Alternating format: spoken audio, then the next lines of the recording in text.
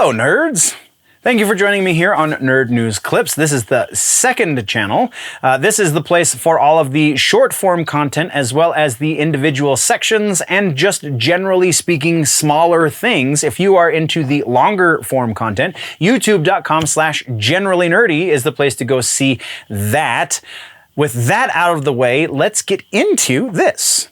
Movies section is next, and we have some stuff to talk about. We have a couple of follow-ups. First up is a very, very brief follow-up on the TRON 3 movie that is apparently still happening. Jared Leto recently talked with somebody, Screen Rant, that's who it was. Jared Leto recently talked with Screen Rant and said that it is still going forward. It is just going very slowly because everybody's coming out of the post-COVID haze and coming off of other projects, because this one had to take a little bit of a backseat because everybody else has something else to do. And so as those things start to wrap up and come to an end, we will see a little bit more motion. Now, this is, I'm very much paraphrasing, but this is effectively what he said. We will be seeing some more forward motion on the TRON 3. So it is not dead, but that's all we know so far. Thank you very much, Jared Leto. Moving on, our next follow-up has to do with Star Wars Rogue Squadron. This is a very interesting update because everyone thought this movie was dead. Well, Disney just updated their release schedule, and in 2023, we still see Star Wars Rogue Squadron slotted for release. We do know that there are a number of secret projects going on in various parts of the world that have a Disney umbrella over them.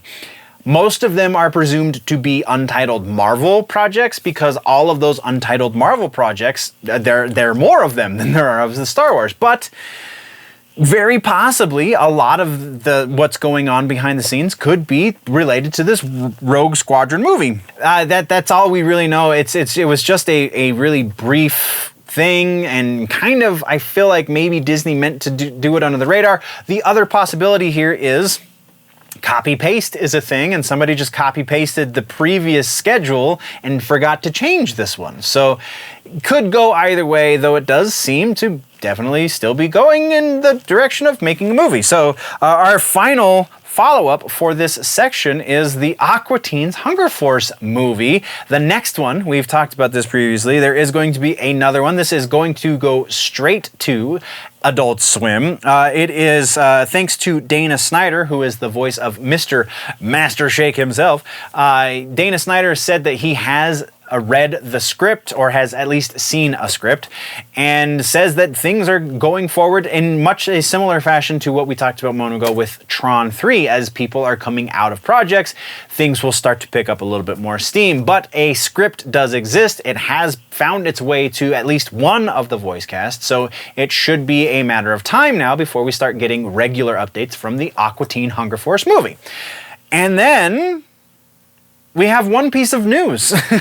No trailers to speak of, which I find very strange, but we do have one piece of news, and it is the official announcement that Scream 3 is slotted also for 2023.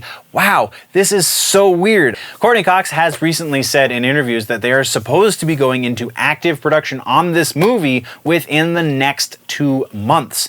So it's going to be a very quick turnaround on this new rebooted Scream franchise, and I really don't know how I feel about that.